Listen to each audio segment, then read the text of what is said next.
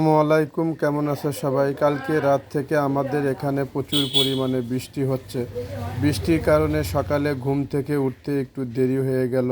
যাই হোক, পরে দোকানে যাওয়ার জন্য রেডি হতেই বের হয়ে দেখি বাসার সামনে একদম ডুবে গেছে। আমাদের পুকুরটা ডুবে রাস্তার উপরে পানি হয়ে গেছে। ওই পাশে মাঠ ভর্তি পানি। পানি বের হওয়ার কোনো রাস্তা নাই। পৌরসভার ভিতরে একই অবস্থা দেখুন। মানুষের যাতায়াতের খুব সমস্যা হচ্ছে, বাজারে যেতে পারতেছে না, হাঁটু পর্যন্ত পানি হয়ে গেছে। যাই হোক, অবশেষে অনেক কষ্ট করে বাজারে যাচ্ছিলাম। অনেকেই ভিজতে ভিজতে অনেকেই বাজারে যাচ্ছিল। জানি না কতদিন এরকম আকাশ থাকবে আর কতদিনে এই পানি বের হবে।